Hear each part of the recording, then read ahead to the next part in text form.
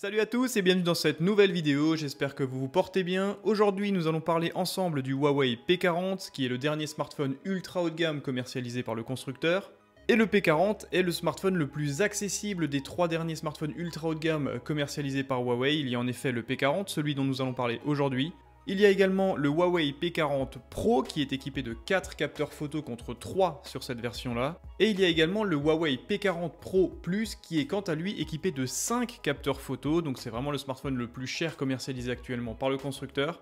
Sur la face avant du coffret, comme toujours, on retrouve bien évidemment le logo du constructeur, il y a également l'appellation du smartphone, donc Huawei P40, et comme toujours, il y a toujours ce partenariat avec Leica dans le développement et la conception des optiques et du traitement photo. Et c'est un produit qui ravira bien sûr tous les fans de photographie. Sur le bas du coffret, bien évidemment la mise en avant de App Gallery. Comme vous le savez, ce smartphone n'est plus équipé des GMS, donc des Google Mobile Services. En effet, si vous voulez accéder à l'entièreté de l'écosystème Google, ce ne sera pas le smartphone qu'il vous faut, même si, comme on va le voir lors de la vidéo, il y a quelques astuces pour essayer de simuler un petit peu un écosystème proche d'un smartphone Android classique. A l'ouverture du coffret, comme très souvent, comme la plupart du temps chez Huawei également, on tombe directement sur le smartphone. Celui-ci est généralement protégé bien sûr par un emballage de protection. Ce smartphone, je m'en suis déjà servi, donc celui-ci a été retiré. À l'intérieur du coffret, vous avez bien sûr droit à une épingle afin d'extraire le tiroir dans lequel on peut mettre 2 cartes nano SIM ou une carte nano SIM plus une carte nano SD, donc propriétaire Huawei, jusqu'à 256 Go. Vous retrouverez également un guide de démarrage rapide traduit en français et également un document lié à la garantie de ce smartphone. Alors même si bien sûr il n'a plus les services Google classiques, c'est un produit qui reste garanti 2 ans comme n'importe quel smartphone commercialisé aujourd'hui. Pour le chargement et le transfert de données, on retrouve un câble USB, donc USB-A vers USB type C 2.0, même si bien sûr ce smartphone est compatible avec les versions USB type C 3.1. Concernant le rechargement de ce smartphone, vous avez droit à un adaptateur secteur plutôt costaud. C'est un bloc chargeur qui est bien sûr compatible Supercharge 2.0 qui offre une puissance de 22,5 watts. Et grâce à ce bloc chargeur, vous pourrez recharger la batterie de ce Huawei P40 de 3800 mAh de 0 à 70% en 30 minutes, ce qui est une performance plutôt honorable. Et enfin, pour la partie audio, on retrouve des écouteurs en connexion USB type C 2.0, il n'y a en effet plus de prise mini jack 3.5 sur ce smartphone. Et au niveau design, ce sont des écouteurs qui sont vraiment très proches de ce que peut proposer Apple aujourd'hui.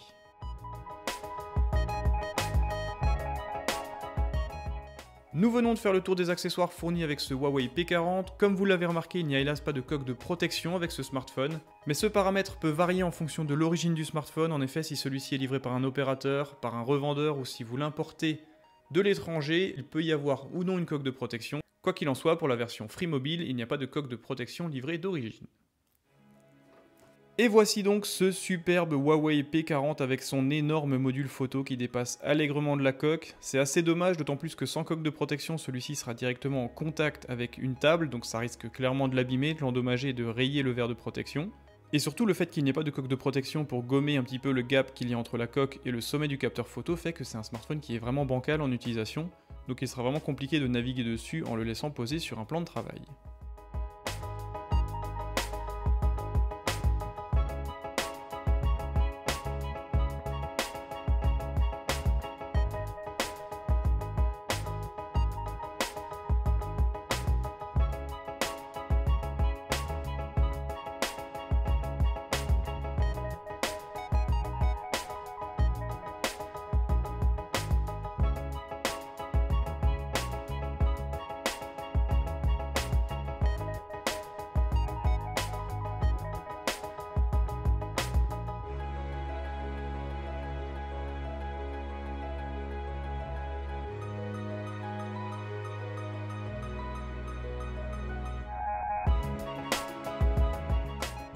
A l'arrière, on retrouve donc cette super belle coque en verre qui semble être assez sensible aux traces de doigts et également très sensible aux micro-rayures. Je suis quelqu'un de plutôt soigneux, mais comme vous pouvez le voir sur les bords, il est vraiment déjà bien abîmé, c'est assez dommage.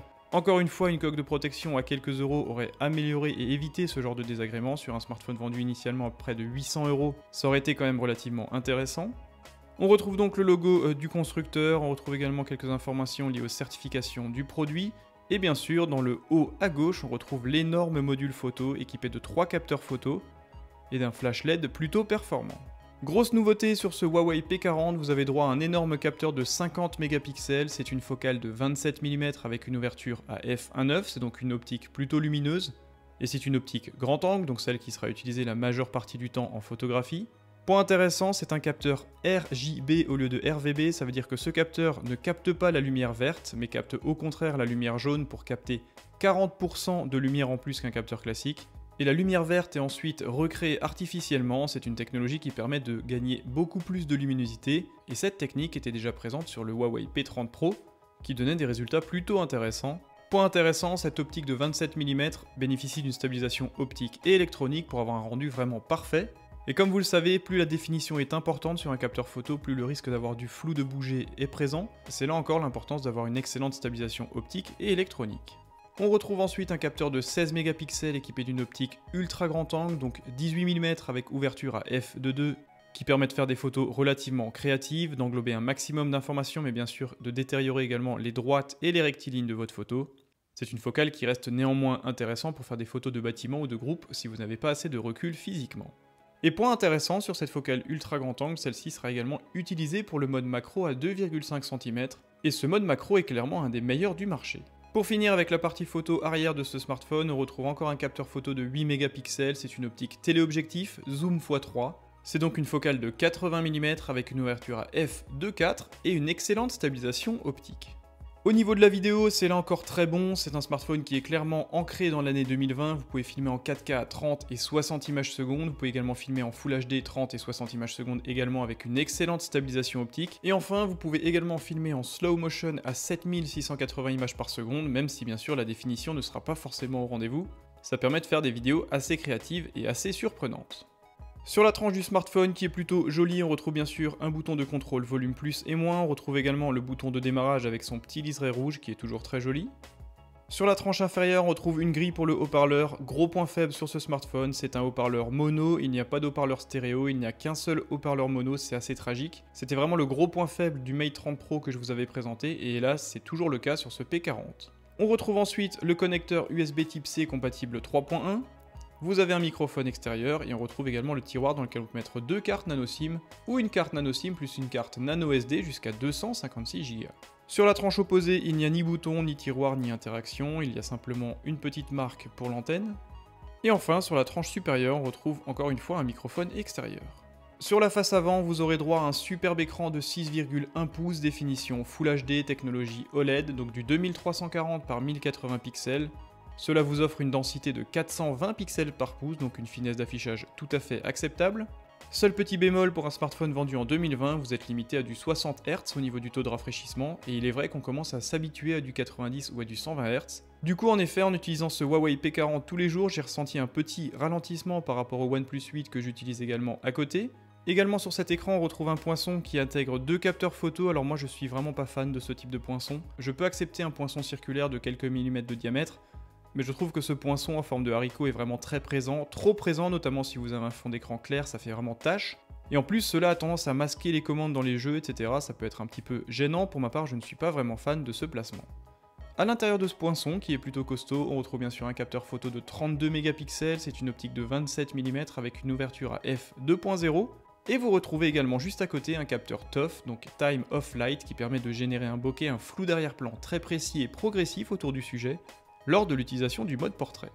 Gros point fort pour ce smartphone, le capteur frontal permet également de filmer en 4K à 30 et 60 images secondes, et ça c'est vraiment super intéressant. C'est en effet pour moi un point super intéressant, notamment dans les vlogs et dans les vidéos, de pouvoir filmer avec une très belle qualité avec le capteur frontal. Au niveau des performances, c'est là encore très bon, vous avez droit bien sûr à un processeur Kirin 990 version 5G, 8 Go de RAM, un GPU Mali G76 et 128 Go d'espace de stockage avec possibilité de rajouter une carte nano SD jusqu'à 256 Go. Grosse évolution et grosse mise à jour qui fait vraiment plaisir sur ce Huawei P40, le lecteur d'empreintes caché sous l'écran OLED et enfin très performant, très rapide et très véloce. Celui-ci a un taux de réussite bien supérieur à celui du Huawei P30 Pro que je teste également en ce moment. La lecture de ce capteur d'empreinte est vraiment très rapide, il ne faut pas s'y reprendre à deux fois, c'est vraiment très précis, il y a très peu de ratés. Et point intéressant en termes d'ergonomie, le lecteur d'empreinte a été légèrement remonté par rapport au P30 Pro, celui-ci se plaçait en effet à peu près à ce niveau-là, aujourd'hui il est un petit peu plus haut, ça permet de moins de faire de gymnastique avec son doigt, et l'ergonomie en est vraiment renforcée. On retrouve donc ce superbe écran de 6,1 pouces en technologie OLED, donc des contrastes infinis, d'une colorimétrie vraiment agréable, et en plus une super belle économie d'énergie, notamment dans l'affichage des noirs. L'utilisation du mode son grâce à EMUI 10 prend vraiment tout son sens sur un écran OLED. Et point que j'apprécie particulièrement au niveau du design, les bordures sont vraiment similaires de part et d'autre de l'écran ou presque, et ça donne vraiment une sensation d'équilibre en termes de design, ce qui est plutôt agréable. Concernant l'autonomie, c'est là encore un smartphone qui est plutôt performant, celui-ci comme je l'ai dit offre une batterie de 3800 mAh, compatible Supercharge 2.0 avec une puissance de 22,5 watts. Le bloc chargeur fourni dans le coffret permet de recharger le P40 de 0 à 70% en 30 minutes, qui est une très belle performance.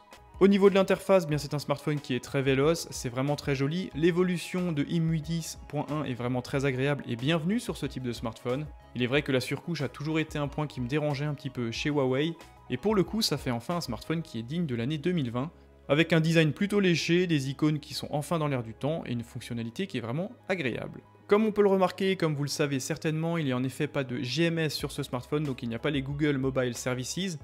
Si vous souhaitez télécharger des applications, il faudra passer par le store Huawei, donc App Gallery. Gros point noir, il y a des publicités à l'ouverture, comme vous venez de le voir, ça c'est vraiment un truc qui m'énerve au plus haut point, il faut attendre 3, 4, 5 secondes pour la zapper. Inutile de vous faire des illusions, inutile de vous mentir, il sera malgré tout compliqué d'utiliser ce smartphone, compliqué de retrouver un semblant d'écosystème Google, même en téléchargeant des applications via APK Pure. Ça reste malgré tout du bidouillage et pour ma part je me sens quand même limité, bridé en utilisant ce smartphone. Et c'est vraiment dommage parce que ce smartphone donne vraiment envie de s'en servir, la partie hardware est vraiment réussie, la partie software est quant à elle aussi très véloce. Et c'est un smartphone qui réussit quasiment tout ce qu'il entreprend, mis à part bien sûr ce gros talon d'Achille qui est l'absence de la certification Google. Alors si bien sûr vous voulez quand même tenter l'aventure qui n'est pas si dramatique que ça, vous pouvez comme je l'ai expliqué passer par App Gallery, télécharger Trouve App et grâce à cette application, vous allez réussir à trouver une petite partie des applications qu'on a l'habitude de voir sur nos smartphones Android. Mais c'est vrai que c'est un chemin qui est un petit peu alambiqué, vous devez aller sur App Gallery, télécharger Trouve App, qui Trouve App, lui, vous renverra vers APK Pure pour télécharger des applications. Qu'en est-il de la sécurité? Qu'en est-il de la certification de ces applications? On n'en sait rien. Par contre, point intéressant, c'est que Trouve App maintient la mise à jour de vos applications et ça c'est plutôt intéressant. Ça donne l'illusion d'un système qui est quand même bien géré et bien mis en place, même si bien sûr, moi j'ai quand même quelques doutes quant à la sécurisation de ces données. Comme on peut le voir, on trouve pas mal d'applications qui sont connues, donc si vous téléchargez typiquement Le Bon Coin, il va vous prouver et vous montrer que celui-ci est disponible sur App Gallery, donc là aucun souci tant en termes de sécurité que de téléchargement. Cependant, si vous souhaitez télécharger une application telle que Instagram, il faudra passer du coup par APK Pure, celle-ci n'étant pas disponible sur App Gallery. Vous arriverez ensuite sur une page du site APK Pure avec un lien à télécharger. Une fois que le téléchargement sera terminé, il vous demandera directement si vous êtes d'accord d'installer un programme typiquement et théoriquement à risque, donc ça c'est vraiment à vous de juger si vous voulez ou non l'installer, à vos risques et périls et aux risques et périls de vos données également. Quoi qu'il en soit, une fois que c'est installé, ça fonctionne comme n'importe quelle application Instagram, ça ne freeze pas, il n'y a pas de bug, et en plus, le gros point fort comme je l'ai expliqué juste avant, c'est que Trouve App maintient les mises à jour de vos applications, ce qui donne l'illusion d'un Play Store classique. Concernant les autres paramètres sur ce smartphone, celui-ci est équipé d'un module Bluetooth 5.1, d'un module NFC, il est compatible avec la version Wi-Fi 6+, ce qui est vraiment super intéressant. Vous pouvez mettre 2 cartes nano SIM plus une carte eSIM, donc une carte SIM dématérialisée à paramétrer avec votre opérateur. Vous pouvez ajouter une carte nano SD, donc propriété Huawei allant jusqu'à 256 Go, c'est là encore une polyvalence que j'apprécie tout particulièrement. Pas de port mini jack sur ce smartphone, hélas, vous avez un connecteur USB type C 3.1, mais le câble fourni d'origine est hélas uniquement en version 2.0. Point intéressant concernant les certifications, il est certifié IP53, donc aucun problème s'il se met à pleuvoir, si vous transpirez, etc. Après, n'allez pas l'immerger dans votre piscine, ça n'est pas une fonctionnalité, c'est plutôt un gage de sécurité. Donc inutile de tester la photographie sous l'eau, c'est pas vraiment fait pour ça. Au niveau de la sécurité du verrouillage, ce smartphone est équipé d'un excellent lecteur d'empreintes qui est enfin véloce, enfin réactif et placé d'une manière intelligente. Celui-ci fonctionne super bien et vous avez également une technologie de Face Unlock 2D qui fonctionne là encore plutôt bien mais qui n'a pas bien sûr un niveau de sécurité comme Face ID par exemple. Et enfin, concernant l'ergonomie, le poids, ce smartphone pèse environ 175 grammes. Une dalle de 6,1 pouces, c'est aujourd'hui plutôt compact, ça fait vraiment plaisir, c'est un produit qui est facile à manipuler, facile à utiliser. Et vous l'aurez compris, son seul défaut est l'absence de ces services Google qui pour ma part me brident un petit peu dans mon utilisation et dans l'épanouissement que je peux avoir avec mon smartphone. Et enfin, pour finir, le placement tarifaire de ce P40, celui-ci est proposé actuellement à 699 € chez la plupart des revendeurs et sur le site officiel de Huawei, sachant que lors de sa sortie, il était proposé à 799 €, donc c'est une offre qui est plutôt sympathique. Après, êtes-vous prêt aujourd'hui à faire l'impasse sur les services Google, sur l'écosystème Google entièrement ou pas? Est-ce que pour vous, le fait d'avoir un smartphone ultra performant, notamment en photographie, peut vous permettre d'oublier, entre guillemets, l'absence de ces services? C'est vraiment à vous de le définir. Pour ma part, je reste quand même un petit peu crispé, un petit peu bridé par l'absence de ces services, et même si ce smartphone est dans l'ensemble une réussite à 100% parce qu'il fait des photos de dingue, il est très performant, la vidéo est en plus bien gérée avec de la 4K à 60 images secondes avec une très bonne stabilisation. L'autonomie est également excellente, la vitesse de rechargement est presque bluffante.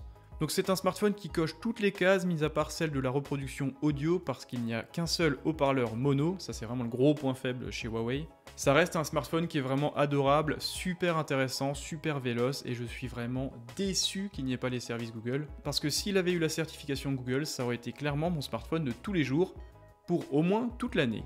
Merci à tous d'avoir regardé cette vidéo, n'hésitez pas à me dire dans les commentaires ce que vous pensez de ce Huawei P40, si vous êtes, vous, en confiance avec les applications téléchargées sur App Gallery, sur Trouve App et sur APK Pure. J'ai d'ailleurs fait un petit sondage sur ma page Twitter et vous semblez pas vraiment rassuré par ce genre de petit chemin alambiqué pour accéder à un semblant de service Google. Quoi qu'il en soit, il n'y a pas le choix pour l'instant, mais ça reste quand même un smartphone qui sur le papier est d'une réussite à 100%. Il existe bien sûr en 3 coloris, cette version noire qui est pour moi la moins réussie. Il y a également une version blush gold qui est plutôt sympa. Et la plus belle couleur proposée sur ce smartphone, c'est ce Silver Frost qui s'apparente un petit peu à un gris mat qui est vraiment une réussite à 100% et qui me rappelle énormément le OnePlus 7T que j'avais présenté l'an dernier. Merci d'être toujours plus nombreux sur la chaîne, rejoignez-moi sur Twitter et sur Instagram parce que j'y poste les photos faites avec ce smartphone et faites avec tous les produits que je reçois. Prenez soin de vous, n'hésitez pas à vous abonner également à ma chaîne YouTube et à très bientôt.